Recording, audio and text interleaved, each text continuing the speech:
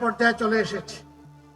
আমরা যা পেরেছি লড়াই করেছি, বাকি লড়াইয়ের এই রুমাল, এই রিলে রেসের শেষ ডেস্টিনেশন পর্যন্ত শক্ত করে হাতে ধরে সামনের দিকে তোমাকে দৌড়াতে হবে।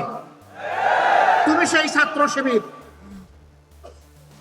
আজ ছাত্র শিবিরের কাছ থেকে মানুষ যদি হতাশ হয়, কর্মী সমর্থককে নিজেদেরকে গড়তে হবে এবং তার সহপাঠীদেরকে গড়ার জন্য দায়িত্ব নিতে হবে।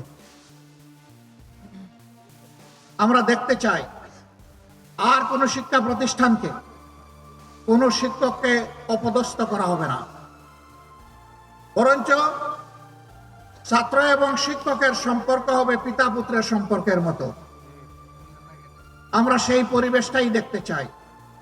অতীত দিনগুলোতে অনেক বেদনাদায়ক দৃশ্য আমরা দেখেছি। এই কাজ যারা করেছেন এর প্রত্যাশার বোঝা,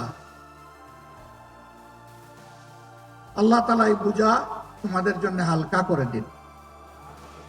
এই বোঝা বহন করার শক্তি তোমাদেরকে দান করুন।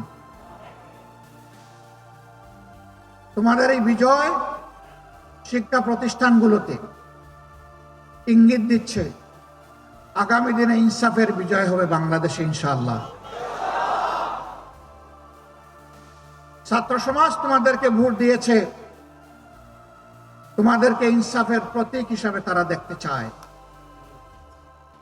অন্য কোনো কারণ নেই। আজ বাংলাদেশে ইনসাফের বড় অভাব, আর সেই ইনসাফের ভিত্তি হচ্ছে আল্লাহর কোরআন, নবী মুহাম্মদ রাসূলুল্লাহ সাল্লাল্লাহু আলাইহি সাল্লামের সুন্নাহ।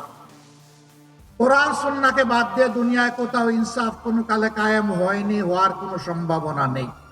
আমরা খুবই ডেসপারেট।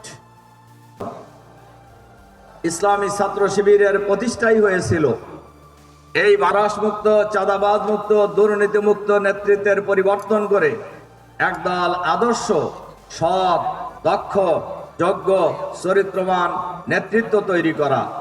আলহামদুলিল্লাহ, ইসলামী ছাত্র শিবির সেই কাজটি যথারীতিভাবে চালিয়ে যাচ্ছেন। ইসলামী ছাত্র শিবির হাজারো জুলুম দেশের সর্ববৃহৎ ছাত্র। এর প্রমাণ জুলাই বিপ্লবের পর ঢাকা বিশ্ববিদ্যালয়, চট্টগ্রাম বিশ্ববিদ্যালয়, রাজশাহী বিশ্ববিদ্যালয়, বাংলাদেশের পুরানো সর্ববৃহৎ এই 4টি বিশ্ববিদ্যালয়ে ইসলামী ছাত্র শিবির আলহামদুলিল্লাহ স্বাধীনতা লাভ এবং এর আগেও একসাথে এই 4টি বিশ্ববিদ্যালয়ে কোনো সময় একটি দল বিজয়ী হতে পারেনি। Islami Chhatra Shibir, this is the first time Islami Chhatra Shibir